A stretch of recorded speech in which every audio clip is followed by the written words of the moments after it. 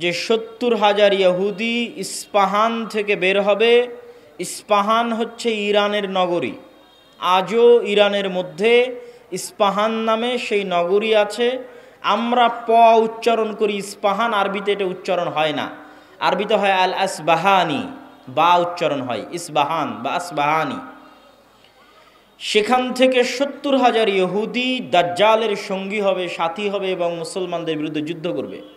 আউফ ইবনে মালিক রাদিয়াল্লাহু তাআলা আনহু থেকে বর্ণিত, তিনি বলেন, আমি একদা রাসূলুল্লাহ সাল্লাল্লাহু আলাইহি ওয়াসাল্লামের নিকটে আসলাম। রাসূল সাল্লাল্লাহু আলাইহি ওয়াসাল্লাম আমাকে কিয়ামতের আলামত গণালেন, আমার হাতে গণালেন। তার মধ্যে একটি আলামত রাসূল সাল্লাল্লাহু আলাইহি ওয়াসাল্লাম বললেন, সায়াকুনু হুদনাতুন মা'আর রোম, ইয়ানি সাতাকুনু হুদনাতুন বাইনাল মুসলিমিনা ওয়ার রোম। রোমান খ্রিস্টানদের সাথে মুসলমানদের একটি চুক্তি হবে, আর রোমান খ্রিস্টানেরা এবং মুসলমানেরা চুক্তিবদ্ধ হয়ে তৃতীয় কমন শত্রুর বিরুদ্ধে যুদ্ধ করবে।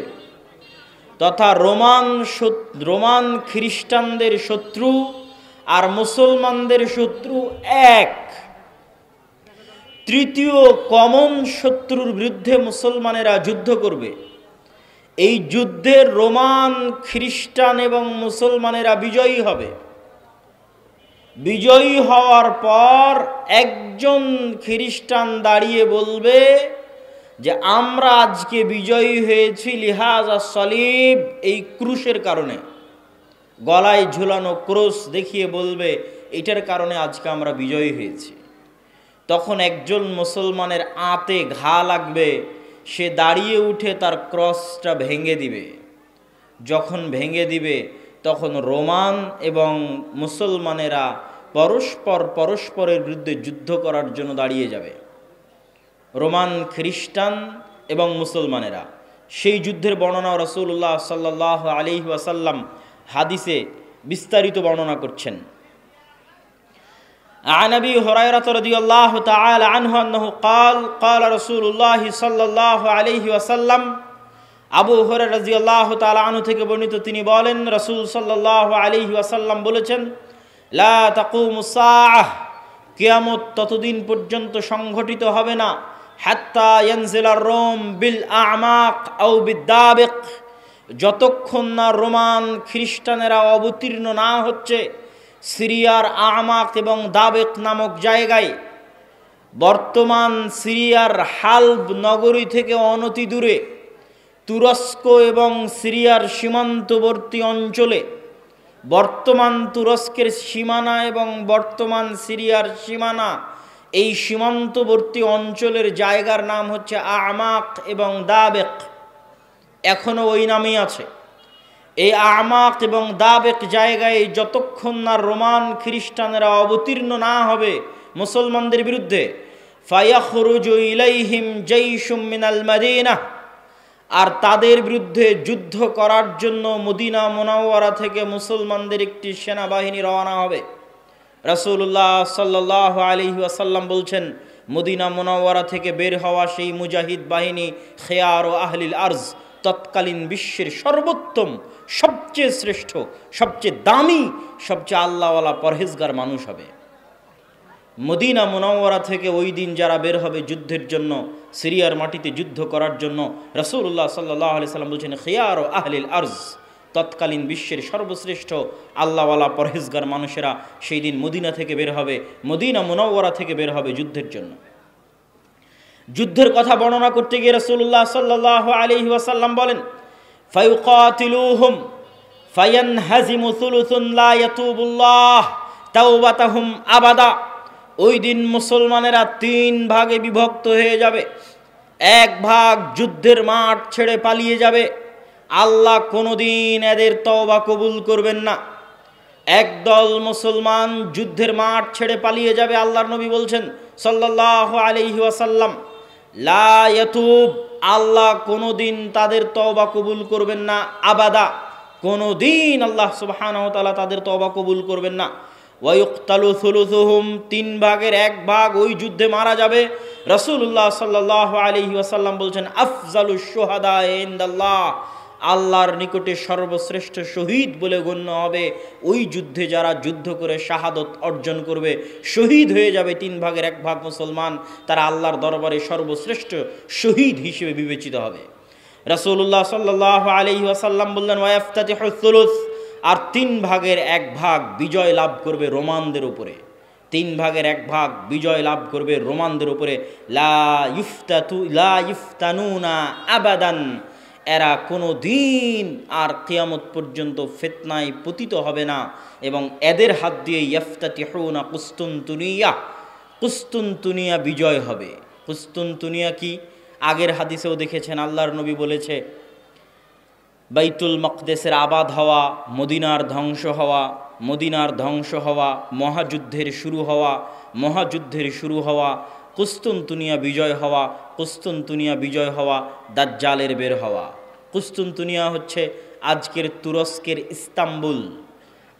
তুরস্কের ইস্তাম্বুলকে আরবিতে বলা হয় কুস্তুনতুনিয়া, ইংরেজিতে বলা হয় কনস্টান্টিনিপল এবং বর্তমান নাম হচ্ছে ইস্তাম্বুল। তুরস্কের রাজধানী, যদিও আগে রাজধানী ছিল, এখন অফিসিয়াল রাজধানী নয়, অফিসিয়াল রাজধানী আঙ্কারা, কিন্তু তারপরও রাজধানীর মতো মান মর্যাদা যেই শহরের, সেটাই হচ্ছে ইস্তাম্বুল, কুস্তুনতুনিয়া, কনস্টান্টিনিপল। রাসূল সাল্লাল্লাহু আলাইহি ওয়াসাল্লাম বলছেন ফায়াফতাতিহুনা কুস্তুনতুনিয়া, ওই যে একদল বিজয়ী হবে রোমানদের উপর, তাদের হাতে আল্লাহ কুস্তুনতুনিয়া, কনস্টান্টিনিপল বিজয় দান করবেন। ফাবাইনামা হুম ইয়ানকাসিমুনাল গানাইম, যখন এই সমস্ত বিজয়ী মুজাহিদরা গনিমতের মাল বন্টন করবে এবং তাদের তরবারি ঝুলানো থাকবে গাছের সাথে, তখন একজন চিৎকার করে বলবে সাহা ফীহিমুশ শাইতান ইন্নাল মাসীহা ক্বাদ খালাফাকুম ফি আহলিকুম, মাসীহুদ দাজ্জাল বের হয়ে গেছে আর তোমাদের বাড়িতে বাড়িতে মাসীহুদ দাজ্জাল প্রবেশ করতেছে। এখন পর্যন্ত ইমাম মাহদি আসেননি, হয়তো এনাদের মধ্যেই ইমাম মাহদি থেকে থাকতে পারেন, তবে তিনি যে ইমাম মাহদি তা এখনও প্রকাশিত আকারে জনগণের সামনে স্পষ্ট হয়নি। হবে কখন? দাজ্জাল বের হওয়ার পরে এবং সালাতের, দামেস্কের মসজিদে সালাতের পরে, যেটার বর্ণনা রাসূল সাল্লাল্লাহু আলাইহি সাল্লাম দিচ্ছেন। ফায়াখরুজুন ওয়া যালিকা বাতিল, শয়তানের এই মিথ্যা কথা শুনে তারা তরবারি নিয়ে দৌড়ে এগিয়ে যাবে কোথায়? মাসীহুদ দাজ্জাল, তার বিরুদ্ধে যুদ্ধ করার জন্য। ফাইদা জাউ শাম, তারা আস্তে আস্তে দেমাস্কে চলে আসবে। দেমাস্কের মসজিদে তারা কাতারবদ্ধ হয়ে সালাতের জন্য দাঁড়াবে। ইদা উকিমাতিস সালাত, যখন সালাতের ইকামত দেওয়া হবে, ফায়ানজিলু ঈসা ইবনু মারিয়াম, তখন আসমান থেকে ঈসা ইবনু মারিয়াম অবতীর্ণ হবেন। ফাআম্মাহুম ফাইদা রাআহু আদুউল্লাহ যাবা কামা ইয়াযুবুল মিলহ ফিল মা, ঈসা ইবনু মারিয়াম অবতীর্ণ হবেন ওই মসজিদে, এবং তারপরে মুসলমানেরা দাজ্জালের বিরুদ্ধে যুদ্ধ করার জন্য রওনা দিবে। এবং মসজিদে আকসার পাশে, জেরুজালেমের পাশে লুদ নামক, বাবুল লুদ নামক দরজায় ঈসা আলাইহিস সালাতু ওয়াস সালামকে দেখে মাসীহুদ দাজ্জাল লবণ যেভাবে পানিতে দিলে গলে যায় সেভাবে গলতে থাকবে, এবং তার গলে শেষ হওয়ার আগেই রাসূল সাল্লাল্লাহু আলাইহি ওয়াসাল্লাম বলছেন ফালাউ তারাকাহু লানযাব হাত্তা ইয়ানহালিক, যদি ঈসা ইবনু মারিয়াম তাকে ওই অবস্থায় রেখে দিতেন তাহলে সে গলে ধ্বংস হয়ে যেত। হাত্তা ইয়াহলিক ওয়ালাকিন ইয়াকতুলুহুল্লাহ বিয়াদিহি ফায়ুরিহিম দামাহু ফি হারবাতিহি, কিন্তু আল্লাহ সুবহানাহু ওয়া তাআলা চান যে ঈসা ইবনু মারিয়ামের মাধ্যমে সে নিহত হোক, এই জন্য ঈসা ইবনু মারিয়াম তাকে হত্যা করবেন এবং দাজ্জালের রক্ত জনগণকে দেখাবেন। সম্মানিত উপস্থিতি, আরেকটি ব্যতিক্রম ধর্মী হাদিস, সেই হাদিসটা বলে আমরা আমাদের সংক্ষিপ্ত ব্যাখ্যার দিকে এগিয়ে যাব ইনশাআল্লাহ। আবু হুরায়রা রাদিয়াল্লাহু তাআলা আনহু থেকে বর্ণিত, তিনি বলেন রাসূল সাল্লাল্লাহু আলাইহি ওয়াসাল্লাম বলছেন সামি'তুম বিমাদিনাতিন জানিবুম মিনহা ফিল বার ওয়া জানিবুম মিনহা ফিল বাহর, তোমরা একটি শহরের কথা শুনেছ যেই শহরের এক সাইডে সমুদ্র এবং আর এক সাইডে মাটি। রাসূলুল্লাহ সাল্লাল্লাহু আলাইহি ওয়াসাল্লামের উত্তরে সাহাবীগণ বললেন জি আমরা শুনেছি। রাসূল সাল্লাল্লাহু আলাইহি ওয়াসাল্লাম বলছেন লা তাকুমুস সাআহ হাত্তা ইয়াগজুহা ৭০,০০০ মিন বনি ইসহাক, ততক্ষণ পর্যন্ত কিয়ামত হবে না যতক্ষণ না বানু ইসহাকের ৭০,০০০ মানুষ তাদের বিরুদ্ধে যুদ্ধ না করছে। আর তারা সেই দিন যুদ্ধ করবে ওই শহর বিজয়ের জন্য। আর ওই শহর বিজয়ের জন্য ফালাম ইউকাতিলু বিসালাহ, কোনো অস্ত্রপাতি লাগবে না ওই শহর বিজয় করতে। ওয়ালাম ইয়ারমু বিসাহমিন, কোনো তীর নিক্ষেপ করা লাগবে না ওই শহর বিজয় করতে। ক্বালু লা ইলাহা ইল্লাল্লাহু আল্লাহু আকবার, তারা শুধু আল্লাহু আকবার ধ্বনি দিবে, তাকবীর ধ্বনি দিবে। ফায়াসকুতু আহাদু জানিবাইহা, ওই শহরের একটি প্রাচীর ধসে পড়ে যাবে। তারপরে দ্বিতীয়বার যখন তারা তাকবীর ধ্বনি দিবে তখন শহরের আরেকটি প্রাচীর ধসে পড়ে যাবে। তারা তৃতীয়বার যখন তাকবীর ধ্বনি দিবে তখন শহরের আরেকটি প্রাচীর ধসে পড়ে যাবে। ফাইফাররাজুলাহুম ফায়াদখুলুহা, তারা বিজয়ী বেশে ওই শহরে প্রবেশ করবে। ফায়াগনামু ফাবাইনাহুমা ইয়াকতাসিমুনাল মাগানিম, যেই মুহূর্তে তারা বিজয়ী বেশে শহরে প্রবেশ করবে আর গনিমতের মাল বন্টন করবে, তখন শয়তান চিৎকার করে বলবে তোমাদের ঘরে দাজ্জাল প্রবেশ করে গেছে। সম্মানিত উপস্থিতি, পরপর আমরা 4টা হাদিস দেখলাম। এই 4টা হাদিস এক একজন এক একভাবে ব্যাখ্যা করতে পারে। আমি আগেও বলেছি যে যতদিন এই জিনিসগুলো না ঘটবে ততদিন এই জিনিসগুলোর প্রকৃত ব্যাখ্যা কেউ জানবে না। কিন্তু আমার কাছে সংক্ষিপ্তভাবে যেটা মনে হয়েছে যে উমরান ও বাইতুল মাকদেস আবাদ হওয়া, কেউ কেউ ব্যাখ্যা করে এই যুগের যে বাইতুল মাকদেস আবাদ হওয়া মানে ইহুদিরাই জেরুজালেম দখল করে নিবে এবং সেখানে বিশাল রাজধানী প্রতিষ্ঠা করবে। প্রতিষ্ঠা করার মাধ্যমে সে এটা পৃথিবীর একটি জাঁকজমকপূর্ণ একটা বিশাল বড় শহর, লন্ডন দুবাইয়ের মতো একটা বড় শহরে পরিণত হয়ে যাবে জেরুজালেম, যেটা থাকবে তাদের হাতেই, আমাদের হাতে নয়। কেউ বলেছেন এটা। আর আমার কাছে সংক্ষিপ্তভাবে মনে হয়েছে যে উমরান ও বাইতুল মাকদেস আবাদ হওয়া মানে মুসলমানদের হাতেই বাইতুল মাকদেস থাকবে এবং মুসলমানেরাই বাইতুল মাকদেস বিজয় করবে এবং সেখানে সালাত সিয়াম সকল কিছু বাস্তবায়ন হবে এবং বাইতুল মাকদেস মুসলমানদের হাতে আগেই বিজয় হবে, তথা যে ঘটনাগুলো পরবর্তীতে সংঘটিত হচ্ছে সেগুলোর আগেই মুসলমানদের হাতে বাইতুল মাকদেস থাকবে। কখন থাকবে আল্লাহ সুবহানাহু ওয়া তাআলা ভালো জানেন। এবং বাইতুল মাকদেসের বিজয় হওয়া মানে মদিনার ধ্বংস হওয়া কি? হয়তো মদিনা অনাবাদ হয়ে যেতে পারে, মদিনার যে শান শওকত সেই শান শওকতে কমতি আসতে পারে, যে কোনো কারণে আসতে পারে। যেহেতু মুসলমানেরা বাইতুল মাকদেস ফিরে পেয়েছে সেহেতু বাইতুল মাকদেস কেন্দ্রিক মুসলমানদের নতুন কিছু তৈরি হতে পারে। যেমন উমাইয়া খেলাফাত আমলে যখন আবদুল্লাহ ইবনে জুবাইরের হাতে মক্কা এবং মদিনা ছিল, তখন উমাইয়া খলিফারা মক্কা মদিনা জিয়ারত করতে না পারার কারণে তারা তাদের সকল ধন সম্পদ খরচ করত বাইতুল মাকদেসের পিছনে। তথা এই মসজিদকে কেন্দ্র করে মুসলমানদের একটা ব্যস্ততা, শহর বন্দর সকল কিছু গড়ে উঠবে এই শহরকে কেন্দ্র করে এবং মদিনা অনাবাদ হয়ে যাবে। মদিনা অনাবাদ হয়ে গেলে যুদ্ধ শুরু হবে। কোন যুদ্ধ? যেই যুদ্ধ আমরা আলোচনা করলাম, এই যুদ্ধকে রাসূল সাল্লাল্লাহু আলাইহি সাল্লাম বলছেন আল মালহামা আল কুবরা। এবং এই যুদ্ধের বর্ণনা দিতে গিয়ে অন্য হাদিসে রাসূলুল্লাহ সাল্লাল্লাহু আলাইহি ওয়াসাল্লাম বলেছেন যে এই যুদ্ধে এত বেশি পরিমাণ মানুষ মারা যাবে যে একটা উড়ন্ত পাখি যদি আকাশে উড়তে থাকে তাহলে উড়তে উড়তে সে ক্লান্ত হয়ে যাবে, কিন্তু লাশের সারি সে উড়ে শেষ করতে পারবে না, এত বেশি পরিমাণ মানুষ মারা যাবে এই যুদ্ধে। আর এই যুদ্ধের পরপরই কুস্তুনতুনিয়া বিজয় হবে মানে আজ তো ইস্তাম্বুল মুসলমানদের হাতে আছেই। হাদিসের ভাষায় বোঝা যায় যে ইস্তাম্বুল একদিন মুসলমানদের হাতে থাকবে না।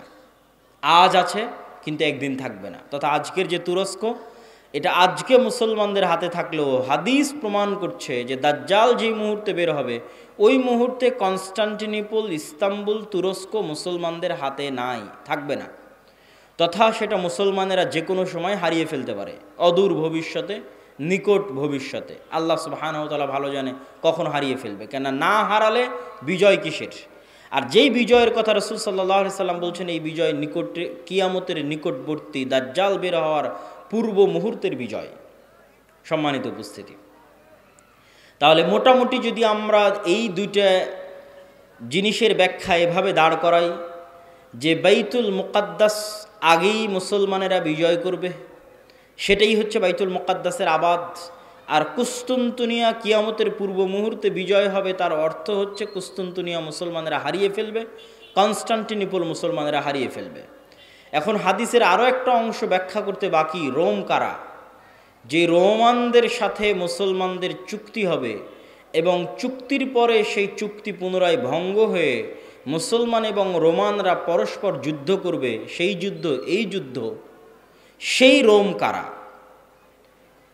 এই বিষয়ে মুহাদ্দিসিনে কেরাম এবং মুফাসসিরিনে কেরামের মধ্যে মতভেদ হওয়ার সবচেয়ে বড় কারণ হচ্ছে, আল্লাহর নবীর যুগে রোম বলতে যাদেরকে বোঝানো হতো তাদের রাজধানী ছিল কনস্টান্টিনোপল। আল্লাহর নবীর যুগে, মানে যেই সময়ে আল্লাহর নবী এই হাদিস বলতেছেন, ওই সময়ে রোম বলে যাদের বোঝানো হতো তাদের রাজধানী তুরস্কের ইস্তাম্বুল, কনস্টান্টিনোপল। এবং মুসলমানেরা এটা কোনোদিনই বিজয় করতে পারেনি। মুসলমানেরা এটা বিজয় করেছে অনেক পরে, আজ থেকে 500 অথবা 600 বছর আগে। উসমানীয় খেলাফত আমলে মুসলমানেরা বিজয় করেছে, না উমাইয়া খেলাফত আমলে, না আব্বাসী খেলাফত আমলে কোনোদিন বিজয় হয়নি।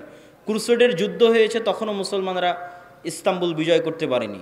মঙ্গোলীয়রা মুসলমানদের বাগদাদে হত্যা করেছে, তখন মুসলমানরা ইস্তাম্বুল বিজয় করতে পারেনি। তারও পরে মুসলমানরা ইস্তাম্বুল বিজয় করেছে 1400 খ্রিস্টাব্দের দিকে মুহাম্মদ আল ফাতেহ। তো এই জন্য রাসূল সাল্লাল্লাহু আলাইহি ওয়াসাল্লাম যখন রোম শব্দ বলতেছেন হাদিসে মদিনায়, তখন রোম মানে বর্তমান তুরস্কের কনস্টান্টিনোপল, ইস্তাম্বুল। আর তৎকালীন এই রোমে যারা বসবাস করত তারা হচ্ছে অর্থোডক্স খ্রিস্টান। আর আজকে ইতালির যারা রোম, ইতালির রাজধানী রোম, ইউরোপের যারা খ্রিস্টান, আমেরিকার যারা খ্রিস্টান, তারা হচ্ছে ক্যাথলিক খ্রিস্টান। এবং তাদের মধ্যে বিশ্বাসগত এবং আকীদাগত পার্থক্য আছে অনেক বিষয়ে, পদ এবং পদবীগত পার্থক্য আছে, কৃষ্টি কালচার, সামাজিক আচার ব্যবহারগত পার্থক্য আছে। তাহলে রোম বলতে আমরা যদি তৎকালীন রোম ধরি, তথা অর্থোডক্স খ্রিস্টানদের হাতে যখন কনস্টান্টিনোপল ছিল, সেই অর্থোডক্স খ্রিস্টানেরা এখন বসবাস করে রাশিয়ায়। রাশিয়া এবং ইউক্রেনের যুদ্ধের অন্যতম একটা কারণ হচ্ছে ইউক্রেনে ইউরোপিয়ান এবং আমেরিকানেরা ক্যাথলিক খ্রিস্টানের চর্চা বাড়াচ্ছিল, যেটা রাশিয়া কখনোই চায় না যে তার আশেপাশের কোনো দেশে ক্যাথলিক খ্রিস্টানের চর্চা বাড়ুক, কেননা তারা মানে অর্থোডক্স খ্রিস্টান। এবং আমার এর উপর বিস্তারিত ভিডিও আছে ইতিসাম টিভিতে রাশিয়া এবং ইউক্রেনের উপর, যেখানে এই পয়েন্টে আরও বিস্তারিত ইন ডিটেইলস আলোচনা করা আছে। তাহলে আল্লাহর নবীর যুগের রোম যদি ধর্মীয় দৃষ্টিকোণ থেকে তাদের পরিচয় দেখি, যে আল্লাহর নবী যেই সময়ে হাদিস বলছেন ওই সময়ে রোম বলতে কাদের বোঝা হতো, তাহলে কনস্টান্টিনোপলে যে অর্থোডক্স খ্রিস্টানেরা ছিল তাদেরকে বোঝানো হতো। তারা আজ কোথায় আছে? তারা আজ রাশিয়াতে আছে।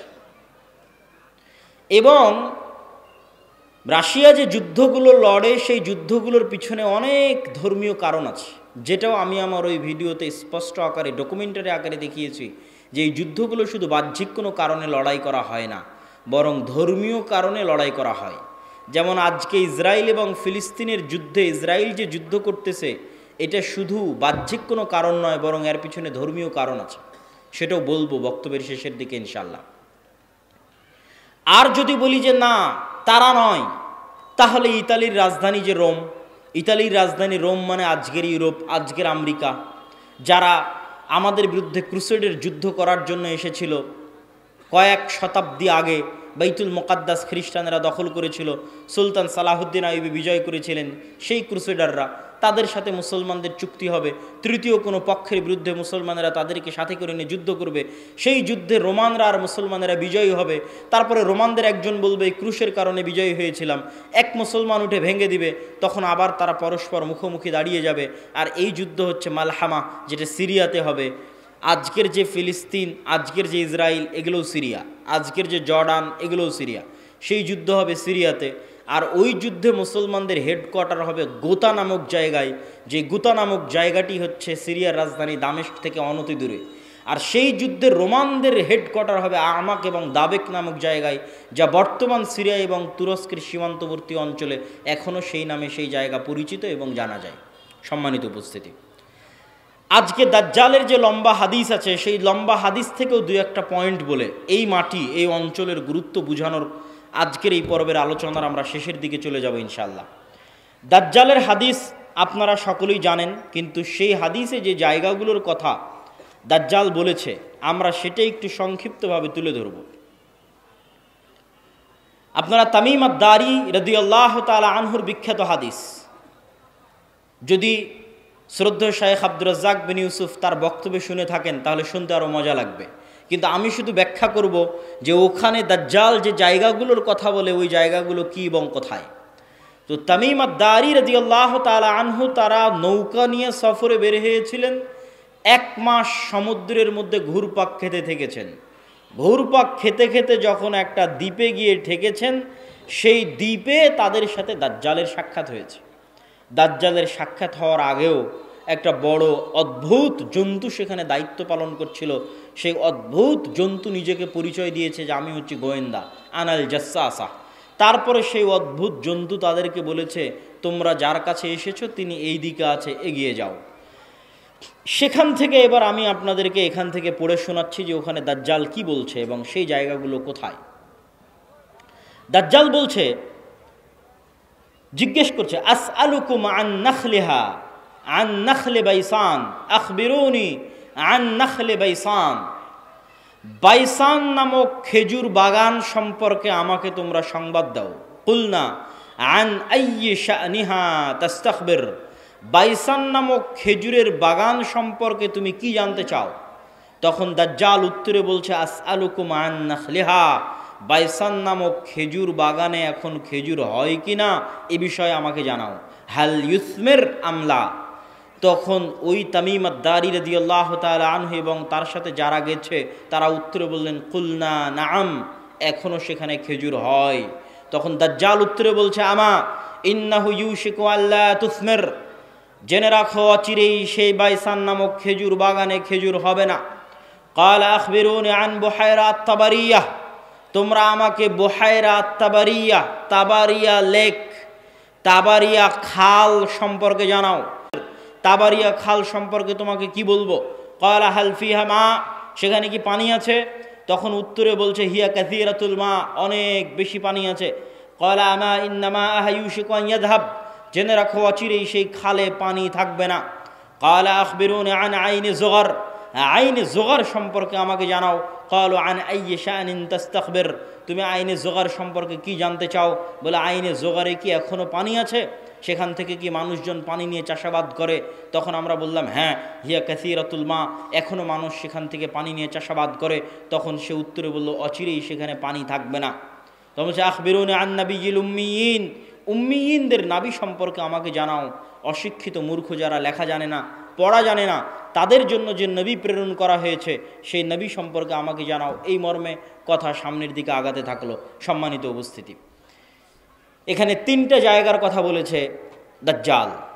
আশ্চর্যজনক হলেও সত্য যে আজকের পৃথিবীতে এই 3টি জায়গায়, তন্মধ্যে বাইসান নামক খেজুরের বাগান এবং জোগার নামক ঝর্ণা, এই 3টাকে এক্সাক্ট চিহ্নিত করা খুব কঠিন হয়ে যায়।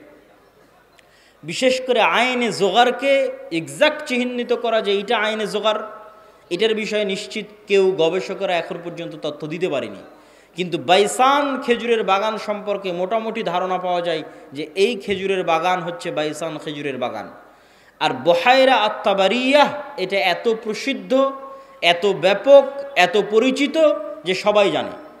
এমনকি ইসরায়েলে সারা পৃথিবী থেকে শত শত খ্রিস্টান এই বুহায়রা আত-তাবারিয়া দেখার জন্য যায়। এই জন্য দেখার জন্য যায়, তারা মনে করে তাদের তাওরাত, তাদের বাইবেলে ঈসা আলাইহিস সালাতু ওয়াস সালামের যত মোজেজার কথা বলা আছে, সকল মোজেজা তিনি দেখিয়েছিলেন বুহায়রা তাবারিয়ার ওপরে অথবা বুহায়রা তাবারিয়ার পাশে।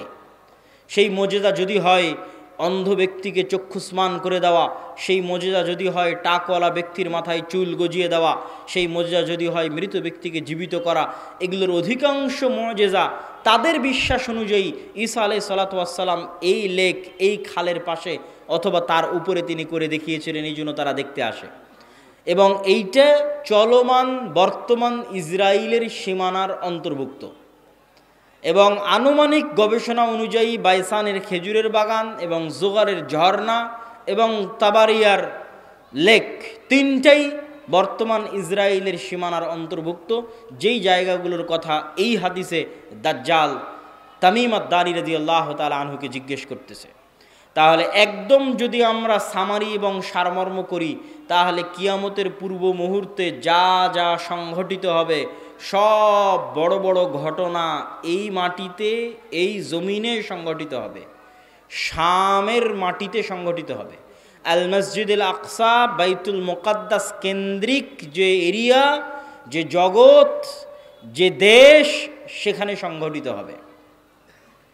এবং আমি আমার অতীতের বক্তব্যগুলোতে বলেছি যে বাইতুল মুকাদ্দাসই একমাত্র কারণ পৃথিবীর, যেই কারণে পৃথিবীর 90% মানুষ যুদ্ধে জড়িয়ে যেতে পারে, যেই কারণে পৃথিবীর 90% মানুষ যুদ্ধে জড়িয়ে যেতে পারে, তার অন্যতম একটি কারণ হচ্ছে মসজিদ আকসা।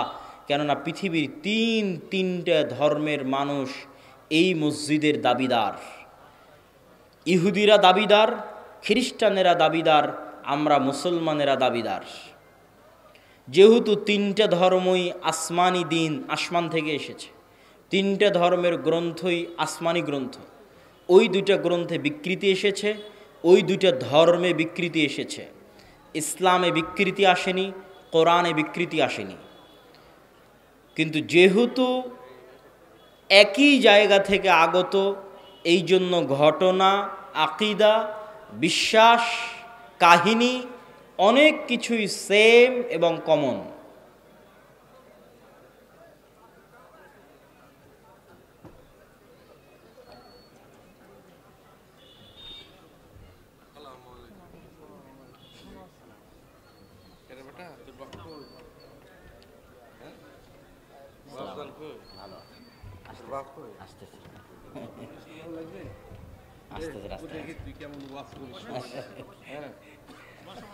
তো সম্মানিত উপস্থিতি, আমরা যে বিষয়ে আলোচনা করছিলাম যে বর্তমান মসজিদে আকসা এবং বর্তমান বাইতুল মুকাদ্দাস পৃথিবীর তিনটা ধর্মের নিকটে পবিত্র স্থান। আর এই পবিত্র স্থান হওয়ার কারণ হচ্ছে এই তিনটা ধর্মই আব্রাহামিক রিলিজিয়ান, সেমেটিক রিলিজিয়ান। এই তিনটা ধর্মই মিল্লাতে ইব্রাহিমের দাবিদার, তথা ইব্রাহিম আলাইহিস সালাতু ওয়াস সালামের হিস্ট্রি, ইতিহাসের সাথে কানেক্টেড। আর সেমেটিক রিলিজিয়ান মানে নূহ আলাইহিস সালাতু ওয়াস সালামের 3 সন্তান তার সাথে নৌকায় উঠেছিলেন। একজনের নাম ইয়াফেস, একজনের নাম হাম, আর একজনের নাম সাম। ইয়াফেসের বংশধরেরা হচ্ছে সাদা চামড়া, ইউরোপ, আমেরিকা, রাশিয়া। সামের বংশধরেরা হচ্ছে সেমেটিক তথা মেটে, শ্যামা, হালকা সাদা, হালকা শ্যামা, হালকা মেটে। India, Pakistan, Bangladesh, Saudi, Kuwait, Qatar, Bahrain, এরা হচ্ছে সামের বংশধর। হাম হচ্ছে আফ্রিকান, টোটাল আফ্রিকান এরিয়া হচ্ছে নূহ আলাইহিস সালামের সন্তান হামের বংশধর। তো পৃথিবীতে আল্লাহ যত নবী পাঠিয়েছেন সকল নবী সামের বংশে পাঠিয়েছেন। সামের বংশে ইব্রাহিম আলাইহিস সালাতু ওয়াস সালাম।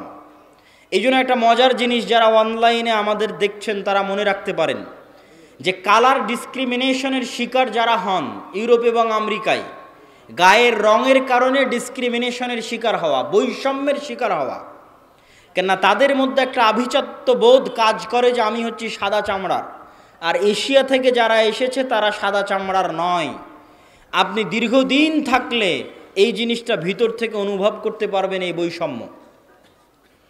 তো এইটা আপনারা মজার জিনিস জেনে রাখতে পারেন যে ইউরোপ, আমেরিকা তারা যতই সাদা চামড়ার হোক, তারা যেই নবীকে সম্মান করে, শ্রদ্ধা করে, সেই নবী সাদা চামড়ার ছিলেন না। মানে ঈসা আলাইহিস সালাতু ওয়াস সালাম, ঈসা আলাইহিস সালাতু ওয়াস সালামের গায়ের রং আর আমার নবী মুহাম্মদ সাল্লাল্লাহু আলাইহি ওয়াসাল্লামের গায়ের রং এক।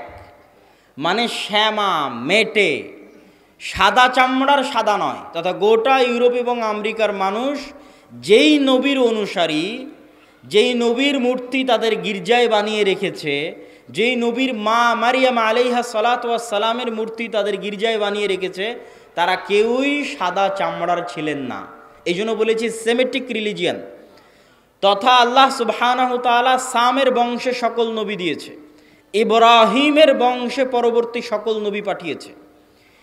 পৃথিবীর তিনটা ধর্ম ইব্রাহিম আলাইহিস সালাতু ওয়াস সালামের মিল্লাতের দাবিদার। এর কিছু কমন উদাহরণ আপনাকে দিই। ইব্রাহিম আলাইহিস সালাতু ওয়াস সালামকে আমরা বলি ইব্রাহিম, তারা বলে আব্রাহাম। ইব্রাহিম আলাইহিস সালাতু ওয়াস সালামের ছেলে ইসহাককে আমরা বলি ইসহাক, তারা বলে আইজ্যাক, আইজ্যাক নিউটন। যিনি আইজ্যাক তিনি ইসহাক। ইসহাক আলাইহিস সালাতু ওয়াস সালামের ছেলেকে আমরা বলি ইয়াকুব আলাইহিস সালাতু ওয়াস সালাম, তারা বলে জ্যাকব। যিনি জ্যাকব তিনি ইয়াকুব। ইয়াকুব আলাইহিস সালাতু ওয়াস সালামের ছেলে ইউসুফ আলাইহিস সালাতু ওয়াস সালামকে আমরা বলি ইউসুফ, তারা বলে জোসেফ। সেন্ট জোসেফ স্কুল মানে Hazrat Yusuf school, there is no difference, কোনো পার্থক্য নাই। যদি আপনি বলেন সেন্ট জোসেফ স্কুল, তাহলে ওরা আপনি যে ইউসুফকে জানেন তাকে উদ্দেশ্য করছে, যে হজরত ইউসুফ আলাইহিস সালাতু ওয়াস সালাম স্কুল। এভাবে আমরা যাকে বলছি দাউদ আলাইহিস সালাতু ওয়াস সালাম, তারা তাকে বলছে ডেভিড। জাস্ট নামের উচ্চারণের পার্থক্য, কিন্তু ঘটনার মধ্যে মিল আছে। আমরা বলছি নূহ, তারা বলছে নোয়াহ। ঘটনার বর্ণনা ধারা বিবরণীতে কিছুটা পার্থক্য আছে, কিন্তু মূল ঘটনাগুলো একই। তথা আদম এবং হাওয়ার যে ঘটনা কোরআনে বর্ণনা করা আছে, কাছাকাছি ঘটনা,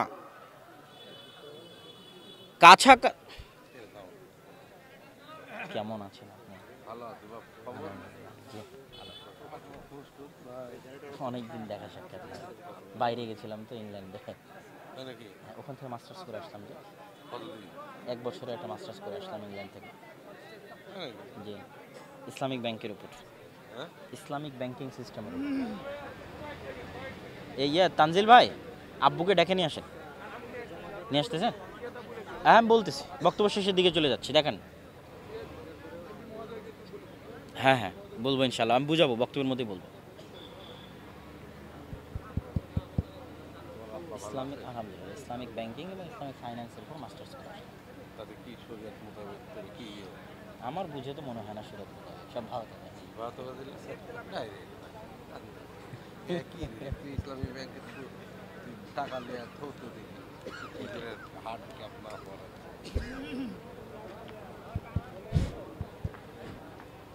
সম্মানিত উপস্থিতি, তো আমরা আলোচনা করছিলাম ইহুদি, খ্রিস্টান এবং ইসলাম, এই 3টা ধর্ম আব্রাহামিক রিলিজিয়ান। এই জন্য ঘটনার ধারা বিবরণীতে পার্থক্য হলেও মূল ঘটনা একই।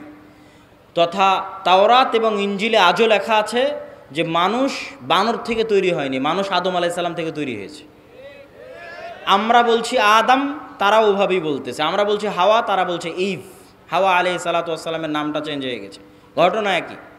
আমরা যেমন আমাদের কোরআনে মহাপ্লাবনের ঘটনা আছে নূহ আলাইহিস সালাতু ওয়াস সালামের, কাছাকাছি ওই রকমই মহাপ্লাবনের ঘটনা আজও তাওরাত এবং ইঞ্জিলে আছে। ঘটনার ধারা বিবরণীতে পার্থক্য হতে পারে, কেন ওগুলো বিকৃত হয়ে গেছে। ঠিক তেমনি কুরবানির কথা, ইব্রাহিম আলাইহিস সালাম তার সন্তানকে কুরবানি করছেন, এই কথা তাওরাত জাবুর ইঞ্জিলেও আছে, কিন্তু তারা পরিবর্তন করে দিয়েছে যে ইব্রাহিম আলাইহিস সালাম ইসহাক আলাইহিস সালাতু ওয়াস সালামকে কুরবানি করছেন। আর কোরআন বলছে ইব্রাহিম আলাইহিস সালাতু ওয়াস সালাম ইসমাইলকে কুরবানি করছেন। তো যাক, আমরা সরাসরি বাইতুল মুকাদ্দাসের দিকে চলে আসি এবং আমার বক্তব্যের শেষের দিকে এগিয়ে যাওয়ার চেষ্টা করব। তো ইব্রাহিম আলাইহিস সালাতু ওয়াস সালামের 2 সন্তান ইসহাক এবং ইসমাইল। আজকের পুরো পৃথিবীর ইসরায়েল কেন্দ্রিক যে পলিটিক্স, ফিলিস্তিন কেন্দ্রিক যে পলিটিক্স, এটা যদি বুঝতে চান তাহলে আপনাকে এই জিনিসটা ক্লিয়ার কনসেপ্ট রাখতেই হবে যে আসলে কেন এই জিনিসগুলো ঘটতেছে। তো ইব্রাহিম আলাইহিস সালাতু ওয়াস সালামের 2 সন্তান ইসহাক এবং ইসমাইল। ইসহাক আলাইহিস সালাতু ওয়াস সালাম হচ্ছেন সারা আলাইহা সালাতু ওয়াস সালামের সন্তান, আর ইসমাইল হচ্ছে হাজেরা আলাইহা সালাতু ওয়াস সালামের সন্তান। ইব্রাহিম আলাইহিস সালাতু ওয়াস সালাম সারার সন্তান ইসহাককে নিয়ে থাকতেন জেরুজালেমে। ইব্রাহিম আলাইহিস সালাতু ওয়াস সালাম থাকতেন কোথায়? জেরুজালেমে। আল্লাহ কোরআনে বলছেন নাজ্জাইনাহু ওয়া লূতান ইলাল আরদিল্লাতী বারাকনা ফিহা লিল আলামিন। আমি ইব্রাহিমকে আশ্রয় দিয়েছি এই মাটিতে, লূতকে আশ্রয় দিয়েছি এই মাটিতে, যেই মাটিতে আমি বরকত রেখেছি সারা পৃথিবীর মানুষের জন্য, ওই মাটি জেরুজালেমের মাটি। লূত আলাইহিস সালাতু ওয়াস সালামের শহর উল্টিয়ে দেওয়ার পরে আল্লাহ তাকে আশ্রয় দিয়েছেন জেরুজালেমে। আর ইব্রাহিম আলাইহিস সালাতু ওয়াস সালাম তিনি যখন ইরাক থেকে হিজরত করে এসেছেন, তখন আল্লাহ সুবহানাহু ওয়া তাআলা তাকে আশ্রয় দিয়েছেন জেরুজালেমে। তার বাপ আজর তাকে ইরাকের ব্যাবিলন নগরী থেকে তাড়িয়ে দিয়েছিলেন। তাহলে ইব্রাহিম আসলেন জেরুজালেমে, লূত আসলেন জেরুজালেমে। ইব্রাহিমের সন্তান ইসহাক ছিল জেরুজালেমে, ইসহাকের সন্তান ইয়াকুবও ছিল জেরুজালেমে। আর ইব্রাহিম আলাইহিস সালাতু ওয়াস সালাম আরেক সন্তান ইসমাইলকে রেখে আসলেন 1500 কিলোমিটার দূরে মক্কায় কাবা ঘরের পাশে।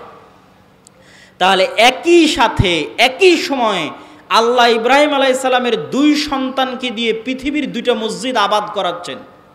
আল্লাহর নবী এবং পবিত্র কোরআন বলছে ইন্না আউওয়ালা বাইতিন উযিআ লিন-নাস বিবাক্কা, পৃথিবীর বুকে প্রথম মসজিদ তৈরি হয়েছে মক্কায় আল্লাহর ইবাদতের জন্য। আর আল্লাহর নবী বলছেন মক্কার 40 বছর পর, কাবার 40 বছর পর মসজিদ তৈরি হয়েছে আল মসজিদ আল আকসা, বাইতুল মুকাদ্দাস। তাহলে ইব্রাহিম আলাইহিস সালাতু ওয়াস সালামের এক সন্তান ইসহাক এবং তার বংশধরেরা আবাদ করছে মসজিদ আকসা, আর ইব্রাহিম আলাইহিস সালাতু ওয়াস সালামের আরেক সন্তান ইসমাইল এবং তার বংশধরেরা আবাদ করছে কাবা, একই সময়ে একই সাথে। আর ইব্রাহিম আলাইহিস সালাতু ওয়াস সালাম নিজে জেরুজালেম থেকে মক্কায় যাতায়াত করেছে 4 থেকে 5 বার। একবার হাজেরা আলাইহিস সালাতু ওয়াস সালাম এবং ইসমাইলকে রাখতে গেছেন, একবার জবাই করতে গেছেন, একবার কাবা ঘর তৈরি করতে গেছেন, একবার ছেলেকে এমনি দেখতে গেছেন, পাননি, স্ত্রীকে তালাক দিয়ে আসতে বলেছেন। লম্বা ঘটনা সহিহ বুখারীতে পাবেন। তাহলে ইব্রাহিম আলাইহিস সালাতু ওয়াস সালাম পৃথিবীর একমাত্র নবী যিনি একই সাথে এই দুইটা পবিত্র মসজিদের সাথে কানেক্টেড, একই সাথে। হুয়া ইব্রাহিম আলাইহিস সালাতু ওয়াস সালাম, তিনি ইব্রাহিম আলাইহিস সালাতু ওয়াস সালাম 5 বার মক্কা থেকে ফিলিস্তিন জেরুজালেম যাতায়াত করেছেন। এবার আসেন হিস্ট্রি সামনের দিকে আগাতে থাকলো। ইউসুফ আলাইহিস সালাম কুয়ায় পড়ে মিশরের বাজারে বিক্রি হয়ে গেলেন।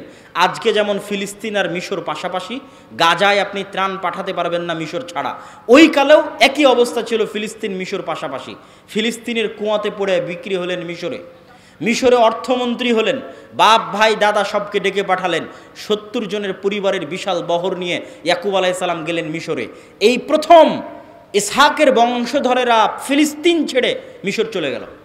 মিশরে ইউসুফ আলাইহিস সালামের রাজত্ব এবং তার পরবর্তীদের রাজত্ব 1-150 বছর থাকলো। তারপরে যখন বিরোধী পার্টি ক্ষমতায় চলে আসলো, তথা ফেরাউন কিবতীরা যখন ক্ষমতা দখল করে নিল, তো আগের ক্ষমতায় যারা সবচেয়ে বড় জোট ছিল ওদেরকে হত্যা করতে লাগলো। আগের ক্ষমতায় যে বাদশাহ ছিল মিশরের, তার সবচেয়ে বড় জোট ছিল বানু ইসরাইল, ইউসুফ আলাইহিস সালাতু ওয়াস সালাম, তো এদেরকে হত্যা করো। আর ফেরাউন জানতো যে আমি ক্ষমতা হারালে এদের কাছে ক্ষমতা হারাবো, অতএব এদের শিশুদের হত্যা করো যেন আমার ক্ষমতা দখল করার মতো কেউ না আসে।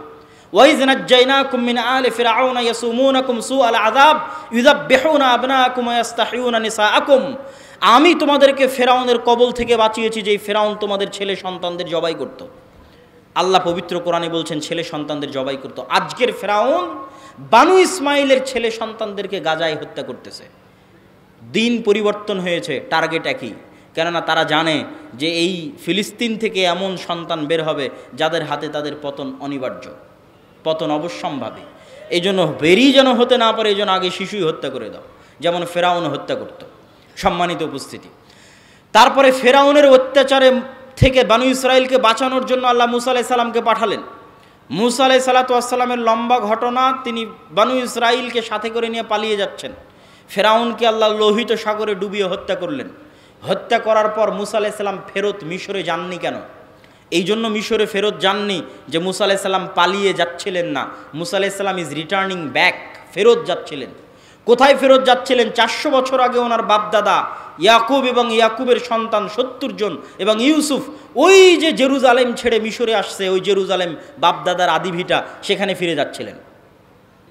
ইতিহাসের সত্য মিথ্যা জানা যায় না, কিন্তু ইতিহাসে লেখা আছে যে ইউসুফ আলাইহিস সালাম মিশরে মারা গেলেও তাকে তিনি ওসিয়ত করে গেছিলেন কবর দেওয়ার জন্য জেরুজালেমে। আর মুসা আলাইহিস সালামের কথা তো সহিহ বুখারীতে রাসূল সাল্লাল্লাহু আলাইহি ওয়াসাল্লাম বর্ণনা করতেছেন, যেটা ধারা বিবরণীতে আমি আসব। তো আপনি যদি আজকের ম্যাপে দেখেন, লোহিত সাগর পার হয়ে ফিলিস্তিনে যাবেন, মিশর থেকে লোহিত সাগর ক্রস করে ফিলিস্তিনে যাবেন, গুগল ম্যাপে দেখবেন ফিলিস্তিনে ঢুকার আগে বিশাল মরুভূমি, সিনাই মরুভূমি। আর ওই ফিলিস্তিনে তখন বসবাস করত তৎকালীন বিশ্বের সবচেয়ে শক্তিশালী গোত্র, তাদের নাম আমালেকা গোত্র। তো ওদের সাথে যুদ্ধ করে জিতে জেরুজালেম জয় করতে হবে, এই জন্য অপেক্ষায় বসে আছেন সিনাই মরুভূমিতে। সিনাই মরুভূমি যেহেতু মরুভূমি, আর লোহিত সাগরের পানি যেহেতু লবণাক্ত, এই জন্য কোনো খাবার নাই, না মরুভূমিতে কোনো ফলমূল হয়, না মরুভূমিতে কোনো পানি আছে। এই জন্য সূরা বাকারায় বানু ইসরাইলের ঘটনা পড়ে দেখবেন যে আল্লাহ মুসা আলাইহিস সালাতু ওয়াস সালামকে বললেন, তুমি লাঠি দিয়ে পাথরে আঘাত করো, তোমার সম্প্রদায়ের জন্য ঝর্ণা তৈরি করে দিচ্ছি। তুমি আল্লাহর কাছে দোয়া করো, আর জান্নাত থেকে মান্না এবং সালোয়া পাঠিয়ে দিচ্ছি। জান্নাত থেকে পাখির আকারে এবং গাছে ঝুলন্ত আকারে, বাড়ির উপরে গাছে ঝুলন্ত আকারে জান্নাত থেকে মান্না এবং সালোয়া আসতো, কেননা মরুভূমিতে কোনো খাবার ছিল না। তারপরে মুসা আলাইহিস সালাতু ওয়াস সালাম তাদের নিয়ে জেরুজালেম বিজয় করতে যাবেন মর্মে যুদ্ধের ঘোষণা দিলেন। এরা ছিল নিমক হারাম কওম। আল্লাহর এত বড় নিয়ামত দেখার পরও এরা বলল, ইযহাব আনতা ওয়া রাব্বুকা ফাকাতিলা, মুসা আপনি আর আপনার আল্লাহ গিয়ে যুদ্ধ করেন, আমরা যুদ্ধ করতে পারবো না। বলেন নাউজুবিল্লাহ। এই জন্য মুসা আলাইহিস সালাম জেরুজালেম বিজয় করতে পারেননি। তখন মুসা আলাইহিস সালাতু ওয়াস সালাম আল্লাহর কাছে দোয়া করেছিলেন, যেন আমার লাশ, আমার মৃত্যু যেন জেরুজালেমের এত নিকটে হয় যে একটা ঢিল মারলে যেন জেরুজালেম থেকে বাইতুল মুকাদ্দাস থেকে একটা ঢিল মারলে আমার কবরে এসে পড়ে। মুহাম্মদ সাল্লাল্লাহু আলাইহি ওয়াসাল্লাম বুখারীর হাদিসে বলছেন, আমি যদি আজ ফিলিস্তিনে থাকতাম তোমাদের দেখাতাম যে কোথায় মুসা আলাইহিস সালাতু ওয়াস সালামের কবর আছে। সম্মানিত উপস্থিতি, তারপরে ধারা বিবরণী আমি সংক্ষিপ্ত আকারে আজকের পর্যন্ত আপনাকে আমি বুঝিয়ে দিচ্ছি। তারপরে ইউশা বিন নুনের মাধ্যমে জেরুজালেম বিজয় হলো। আমার আগের বক্তব্য শুনে দেখবেন আল্লাহ জেরুজালেম বিজয়ের দিন সূর্যকে থামিয়ে দিয়েছিলেন। সূর্যকে থামিয়ে দিয়ে ইউশা বিন নুন জেরুজালেম বিজয় করেছিলেন। তারপরে আস্তে আস্তে আস্তে আস্তে দাউদ এবং সুলাইমান আলাইহিস সালাতু ওয়াস সালাম আসলেন। দাউদ এবং সুলাইমান আলাইহিস সালাতু ওয়াস সালাম পৃথিবীর সবচেয়ে বড় রাজত্ব জেরুজালেমে কায়েম করলেন। সুলাইমান আলাইহিস সালাম দ্বিতীয়বার মসজিদ আকসা নির্মাণ করালেন জিনদেরকে দিয়ে। আর পৃথিবীর অত শক্তিশালী, অত বড় রাজত্ব পৃথিবীতে আগে আর কোনোদিন হয়নি, পরেও কোনোদিন হবে না, সেটা কায়েম হলো জেরুজালেমে। তারপরে দাউদ এবং সুলাইমানের পরে আস্তে আস্তে চলে আসলেন ঈসা আলাইহিস সালাতু ওয়াস সালাম। ঈসা আলাইহিস সালাতু ওয়াস সালামের মা মারিয়াম কোন মসজিদের খাদেম ছিলেন? মসজিদ আকসার খাদেম ছিলেন। ঈসা আলাইহিস সালাতু ওয়াস সালাম কোন শহরে জন্ম নিয়েছেন? এই জেরুজালেম, এই নগরীতে জন্ম নিয়েছেন। এই জন্যই তো আপনি খ্রিস্টানদের যদি বলেন তোমাদের গোটা দুনিয়া দিয়ে দিব, ইউরোপ আমেরিকা, জেরুজালেম দিব না, তাহলে হবে না। কেননা এখানে তারা যাকে নবী বলে শ্রদ্ধা করছে তার স্মৃতি এই শহরে আছে। ঈসা আলাইহিস সালাতু ওয়াস সালামের স্মৃতি এই শহরে আছে। ঈসা আলাইহিস সালামের আম্মা মারিয়াম আলাইহিস সালাতু ওয়াস সালামের স্মৃতি এই মসজিদে আছে। আর ইহুদিদের স্মৃতি আছে এই যে মুসা, দাউদ, সুলাইমান, তাদের লম্বা স্মৃতি বললাম। ইয়াহইয়া এবং জাকারিয়া আলাইহিস সালাতু ওয়াস সালাম এই শহরেই ছিলেন। ঈসা আলাইহিস সালাতু ওয়াস সালাম দিয়ে আল্লাহ বানু ইসরাইলের নবী দেওয়া বন্ধ করে দিলেন। ওই যে ইসহাক আলাইহিস সালাতু ওয়াস সালাম থেকে শুরু হয়ে গোটা দুনিয়ার হিস্ট্রি আপনাকে 5 মিনিটে বলে দিলাম। ঈসা আলাইহিস সালাতু ওয়াস সালামে এসে আল্লাহ বানু ইসরাইলের নবী পাঠানো স্টপ। ওই যে এবার 5000 বছর যাবত ইব্রাহিমের আর এক সন্তান, তার সন্তানেরা আবাদ করতেছে মক্কায় কাবা, 1000 বছর যাবত আবাদ করতেছে। আল্লাহ ওটাকে সেভ রেখেছিলেন। পৃথিবী আল্লাহ সুবহানাহু ওয়া তাআলা কীভাবে ফাংশন করবেন এটা তার পূর্ব পরিকল্পিত, পূর্ব প্ল্যান। সেই ফাংশন করার জন্য ইব্রাহিম আলাইহিস সালাতু ওয়াস সালামের এই সন্তানে মাত্র একজন নবী আল্লাহ সুবহানাহু ওয়া তাআলা পাঠিয়েছেন। তিনি হচ্ছেন আমাদের নবী মুহাম্মদ সাল্লাল্লাহু আলাইহি ওয়াসাল্লাম, যিনি মক্কায় আসলেন। মক্কায় এসে তিনি নবীর দাবি করলেন এবং হেরাক্লিয়াসের দরবারে আবু সুফিয়ানকে জিজ্ঞেস করা হলো যে মুহাম্মদ সাল্লাল্লাহু আলাইহি ওয়াসাল্লামের পূর্বে কি আর কেউ নবী দাবি করেছিল? আবু সুফিয়ান বলল, না, মুহাম্মাদের পূর্বে মক্কায় আর জীবনে কোনোদিন কেউ নবী দাবি করেনি। হেরাক্লিয়াস বলল, যদি বলতে যে তার পূর্বে কেউ নবী দাবি করেছিল তাহলে আমি বলতাম দেখা দেখি নবী দাবি করছে। যেহেতু পূর্বে কেউ নবী দাবি করেনি, অতএব ভাবতে হবে যে মুহাম্মদ সাল্লাল্লাহু আলাইহি ওয়াসাল্লাম কেন নবী দাবি করছেন। তুমি আমাকে বলো, ওই মক্কায় মুহাম্মদ সাল্লাল্লাহু আলাইহি ওয়াসাল্লামের পূর্বে কেউ কি রাজা বাদশাহ ছিল? আবু সুফিয়ান বলছে, না, কেউ তো রাজা বাদশাহ ছিল না। 1000 বছর যাবৎ আমরা জানি না যে এই বংশে, এই অঞ্চলে কোনোদিন রাজত্ব ছিল, বরং আজীবন এরা রোমান এবং পারস্য এম্পায়ারের অধীনে তাদের জীবন কাটেছে। ওখানে কোনোদিন রাজত্ব তৈরি হয়নি, মক্কা কেন্দ্রিক কোনো রাজত্ব তৈরি হয়নি। তখন বলছে, তাহলে তো অবশ্যই ভাবতে হয়, যদি তুমি বলতে এখানে কোনোদিন রাজা ছিল তাহলে আমি বলতাম যে বাপের দেখা দেখি, বাপদাদার সম্পত্তি, বাপদাদার রাজত্ব ফিরে পাওয়ার জন্য এখন নিজে নবুয়তের দাবি করছে। যেহেতু মক্কা কেন্দ্রিক কোনোদিন রাজত্ব তৈরি হয়নি, মক্কায় কোনোদিন কেউ নবী দাবি করেনি, আবার তোমরা বলছো যে ওখানে ইব্রাহিমের সুন্নাত পাওয়া যায়, মানে হেরাক্লিয়াস স্বপ্নে দেখেছিল আরবদের মধ্যে যারা খাতনা করে। হেরাক্লিয়াস সব পাদ্রীদের ডেকে বলছে, কারা খাতনা করে? পাদ্রীরা বলল, শুধু ইহুদিরা খাতনা করে। বললাম, না, আমি স্বপ্নে দেখেছি আরবদের মধ্যে কারা খাতনা করে। আরবদের মধ্যে কেউ খাতনা করে আমি তো জানি না। তখন আবু সুফিয়ানকে ডেকে নিয়ে এসে জানা গেল মক্কার কোরাইশরা যুগ যুগ ধরে খাতনা করে আসতেছে। কেন? মক্কার কোরাইশদের আদি পিতা তো ইসমাইল আলাইহিস সালাতু ওয়াস সালাম, যিনি ইব্রাহিমের সন্তান। এটা ইব্রাহিমের সুন্নাত, মিল্লাতে ইব্রাহিমের সুন্নাত। সম্মানিত উপস্থিতি, এই জায়গায় হলো সুপারিয়রিটিতে ধাক্কা। ইহুদি এবং বানু ইসরাইলের যে সুপারিয়রিটির থিওরি, পৃথিবীর মাত্র দুইটা জাতি এত ভয়ঙ্কর সুপারিয়রিটিতে বিশ্বাস করে যা পৃথিবীর আর কোনো জাতি বিশ্বাস করে না, একটা ব্রাহ্মণ আর একটা ইহুদি। হিন্দুদের মধ্যে যে 4টা গ্রুপ আছে তার মধ্যে একটা হচ্ছে ব্রাহ্মণ, তারা বিশ্বাস করে যে তারা হচ্ছে খোদার মাথা থেকে, তাদের প্রভুর মাথা থেকে সৃষ্টি হয়েছে, এই জন্য তাদের সম্মান মর্যাদা সবার উপরে, বাকি সব তাদের গোলাম, শূদ্র বৈশ্য ক্ষত্রিয় যা আছে সব তাদের গোলাম। আর এরা বিশ্বাস করে যারা আল্লাহর সন্তান, বলেন নাউজুবিল্লাহ, এরা বিশ্বাস করে আর আল্লাহর সন্তান, এবং এদের সবচেয়ে বড় গর্ব হচ্ছে যে ইব্রাহিমের সন্তান ইসহাকের বংশধর। যদিও আজকের আধুনিক বিশ্বে কোনো প্রমাণ নাই যে চলমান ইসরায়েলে যারা বসবাস করছে এরা ইব্রাহিম আলাইহিসসালাতু ওয়াসসালামের ব্লাডলি কানেক্টেড। কী জন্য প্রমাণ নাই? আমার আগের আলোচনা থেকেই দলিল পেয়ে যাবেন। আগের আলোচনায় বলেছি ইব্রাহিম আলাইহিসসালাতু ওয়াসসালাম নূহের সন্তান সামের বংশধর, না নূহের সন্তান হামের বংশধর, না নূহের সন্তান ইয়াফিসের বংশধর? কি বক্তব্য শুনলেন? কার বংশধর? সামের বংশধর। আর সেমেটিকদের গায়ের কালার কীরকম হয়? সেমেটিকদের গায়ের কালার হচ্ছে মেটে, শ্যামা, সাদা চামড়া তো ইয়াফিস। তাহলে ইউরোপ এবং আমেরিকার গায়ের চামড়া, গায়ের কালার নিয়ে এসে ফিলিস্তিনে বসে দাবি করবা যে তুমি ইসহাক আলাইহিসসালাতু ওয়াসসালামের বংশধর, ইয়াকুব আলাইহিসসালাতু ওয়াসসালামের বংশধর, দিস ইজ ইম্পসিবল, এটা হতেই পারে না, অসম্ভব। অন্তত গায়ের চামড়াই তো মিলতে হবে, গায়ের রঙে তো মিলতে হবে।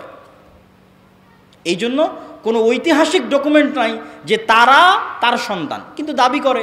তো ওই দাবির ভিত্তিতে আমরা আলোচনা করতেছি যে তাদের যে সুপারিয়রিটি থিওরি, যে আমরা আল্লাহর সন্তান এবং আমরা ইব্রাহিম আলাইহিসসালাতু ওয়াসসালামের অমুক সন্তানের পরবর্তী বংশধর, এই জন্য আমাদের জন্য দয়া, আমাদের জন্য রহমত, আর বাকি পৃথিবীর সব গোলাম। সবকে যদি আমরা মেরে হত্যা করি তবুও কোনো পাপ হবে না। ভাই এটা বিশ্বাস করে, আল্লাহর কসম করে বলছে এটা বিশ্বাস করে, না হলে এত নিষ্ঠুর হওয়া মানুষের জন্য সম্ভব নয়। আপনি যখন বিশ্বাস করবেন যে এই সমস্ত মানুষকে হত্যা করলে আমার গুনাহ হবে না, তখনই আপনি এত নিষ্ঠুর হতে পারবেন। যে গত 10 দিনে আপনি 9-10,000 মানুষকে হত্যা করছেন, কিন্তু আপনার অন্তর কাঁপে না। কেন কাঁপে না? আপনি তো বিশ্বাসই করেন না যে গুনাহ হবে। ওই যে সুপারিয়রিটি থিওরি, সারা পৃথিবীর সব মানুষকে যদি হত্যা করে দেওয়া হয় তবুও তাদের দৃষ্টিতে তারা গুনাহগার হবে না, কেন? তারা হচ্ছে আল্লাহর সন্তান আর বাকি সব হচ্ছে গোলাম। এই হচ্ছে তাদের বিশ্বাস। এই সুপারিয়রিটি থিওরিতে সবচেয়ে বড় ধাক্কা দিয়েছে মুহাম্মদ সাল্লাল্লাহু আলাইহি ওয়াসাল্লাম। কেন? মুহাম্মদ সাল্লাল্লাহু আলাইহি ওয়াসাল্লামও বললেন আমি ইব্রাহিমের বংশধর। কথা কি আমার বুঝতে পারছেন? মুহাম্মদ সাল্লাল্লাহু আলাইহি ওয়াসাল্লাম ইব্রাহিমের সন্তান ইসমাইলের বংশধর, বানু ইসমাইল। আর তারাও জানতো যে আরবে শেষ নবী আসবে। এই জন্য ঈসা আলাইহিসসালাতু ওয়াসসালামের মৃত্যুর পরে অনেক ইহুদি মদিনায় চলে গেছিল। বানু কুরাইজা, বানু কায়নুকা, বানু নাজির সবগুলো চলে গেছিল মদিনায়। তারা অপেক্ষা করছিল তাদের মধ্যে শেষ নবী আসবে, আরবে আসবে, তাদের বংশে আসবে। কিন্তু যখন দেখলো না তাদের বংশে আসলো না, মুহাম্মদ সাল্লাল্লাহু আলাইহি ওয়াসাল্লাম বানু ইসমাইলের বংশে শেষ নবী দাবি করলো, তাহলে মুহাম্মদ সাল্লাল্লাহু আলাইহি ওয়াসাল্লাম দুই দিক থেকে তাদের সুপারিয়রিটিতে আঘাত করলেন। এক, তুমি রক্তে যতই দাবি করো তুমি ইব্রাহিমের বংশধর, তো আমি মুহাম্মদও দাবি করছি আমি ইব্রাহিমের বংশধর, আমি ইসমাইলের বংশধর।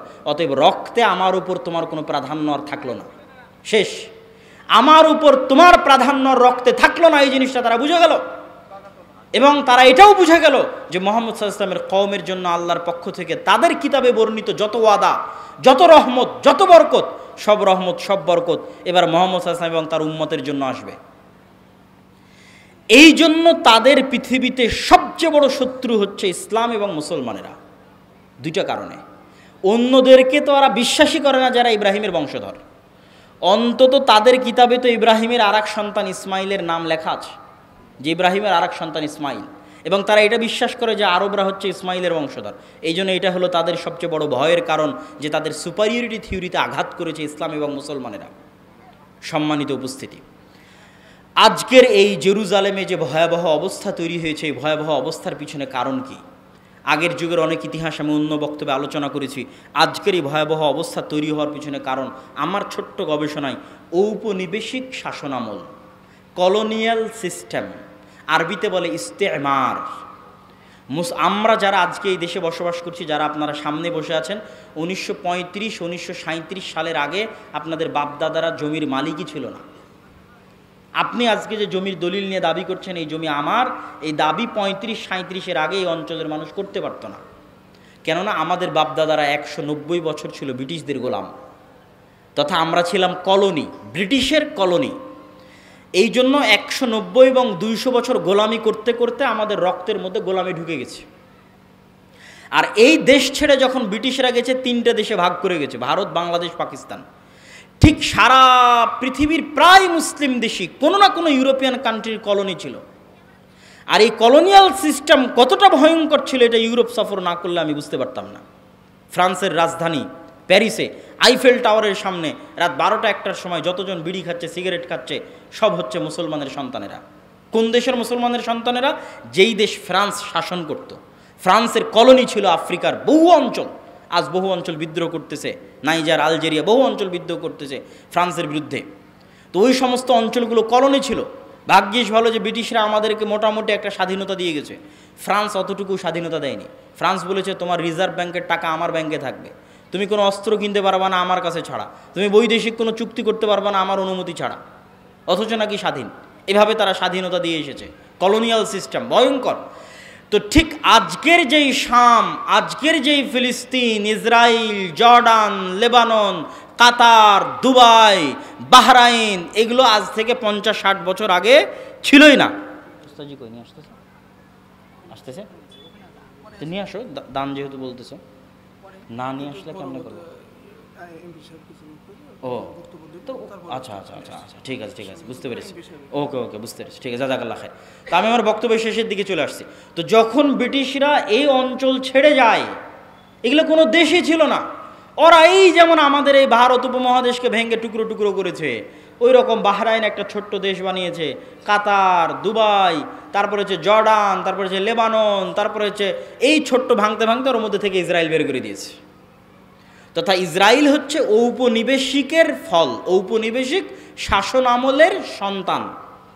যে কলোনিয়াল সিস্টেম সারা পৃথিবীতে মুসলমানেরা ভোগ করেছে তার ফল, তার রেজাল্ট। আর ওই যে গোলামি করতে করতে রক্তে গোলামি ঢুকে গেছে মুসলমানদের জন্য, গোলামি থেকে বের হতে হলে আরও সময় লাগবে, স্বাধীন চেতা মনোভাব লাগবে, আল্লাহর ইবাদত এবং দ্বীনের অনুসরণ করা লাগবে।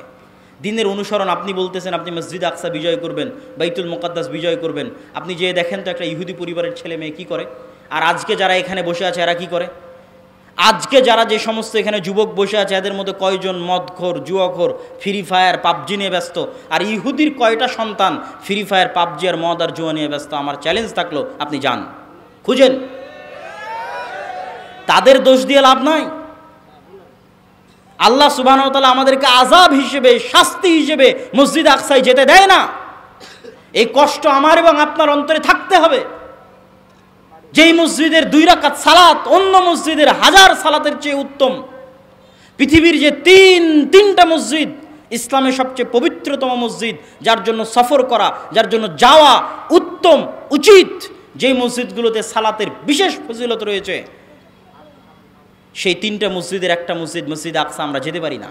এটা আল্লাহ আমাদেরকে বঞ্চিত করে রেখেছে আমাদের কর্মফলের কারণে, আমাদের আমলের কারণে। সম্মানিত উপস্থিতি, আপনি ইহুদি পল্লীতে যান, ইহুদি পল্লীতে গিয়ে দেখেন তারা কিভাবে চলে, কিভাবে চলাফেরা করে, দেখে আসেন। তারা পৃথিবীর মানুষকে বলবে তোমরা সুদ নিয়ে ব্যস্ত থাকো, ওরা নিজেরা পরস্পরে সুদ খাবে না। তারা পৃথিবীর মানুষের পিছনে কোটি কোটি টাকা ব্যয় করবে যে তোমরা মদ, গাঞ্জা, জুয়া এগুলো নিয়ে ব্যস্ত থাকো, ওরা নিজেরা জীবনে কোনোদিন মদ, গাঞ্জা, জুয়া নিয়ে ব্যস্ত থাকবে না। টাকার বিষয়ে সবচেয়ে কৃপণ, টাকা কেমনে জমা করতে হয়, অনর্থক অপচয় খরচ না করে টাকা কেমনে জমা করতে হয়, পৃথিবীর সবচেয়ে বড় বড় মাল্টি বিলিয়নার হচ্ছে তারা। কেন? তারা ওইভাবেই তাদের সন্তান সন্ততিকে বড় করেছে। হ্যাঁ, তাদের উপর আল্লাহর গজব এবং আযাব আসবে, কিন্তু আল্লাহ সুবহানাহু ওয়া তাআলা বিধর্মীদের দিয়েই মুসলমানদেরকে আযাব এবং শাস্তি দিয়ে থাকেন। তারও দলিল কোরআন এবং হাদিসে আছে, যেটা আমি আমার অন্য বক্তব্যে বিস্তারিত আলোচনা করেছি, আজকে সময় নাই। সেহেতু আমরা একটা আযাব এবং গজবের মধ্যে দিয়ে যাচ্ছি আমাদের আমলের কারণে। আমাদের অন্তরে ব্যথা থাকতে হবে যে আমরা হজ এবং উমরা করতে গেলেও, মক্কা মদিনায় গেলেও মসজিদ আকসায় যেতে পারি না। আজ থেকে 100 বছর আগে, গত 1300 বছর এমন কোনো মুসলমান নাই যারা হজ উমরা করতে গেছে আর মসজিদ আকসায় যায়নি। হজের ট্রিপ মানেই মসজিদ আকসাহের ট্রিপ হবে। সম্মানিত উপস্থিতি, এই জন্য সুলতান সালাহুদ্দিন আইয়ুবী শপথ করেছিলেন যতদিন আল্লাহ তার 3টা মসজিদের একটা মসজিদকে খ্রিস্টানদের কবল থেকে মুক্ত না করবে, ততদিন সুলতান সালাহুদ্দিন আইয়ুবী আল্লাহর আরেক মসজিদ মক্কা এবং মসজিদে নববী জিয়ারতের জন্য যাবে না। আল্লাহর মসজিদকে বন্দি দশায় রেখে, আল্লাহর মসজিদকে মানুষের সালাত মুক্ত অবস্থায় রেখে তিনি কিভাবে আল্লাহর আরাক মসজিদ জিয়ারতের জন্য যাবেন, এই ব্যথায় তিনি যুদ্ধ করতেন। এই জন্য আপনাদের সন্তান সন্ততি পরবর্তী বংশধরের অন্তরে এই ব্যথা, এই বিশ্বাস এবং আমলের পরিবর্তনের মাধ্যমে আমরা বিজয় অর্জন করতে পারি। যেহেতু আল্লাহর ওয়াদা যে বিজয়ী হব, বক্তব্যের শুরুতেই হাদিস পড়ে দিয়েছি যে পাথর বলবে, গাছ বলবে, ওয়াদা হবে, আল্লাহর নবী বলেছেন হবে।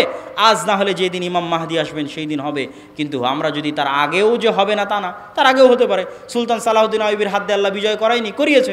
আমাদের হাত দিয়েও আল্লাহ বিজয় করাতে পারে, কিন্তু তার জন্য আমলের পরিবর্তন লাগবে, আখলাকের পরিবর্তন লাগবে।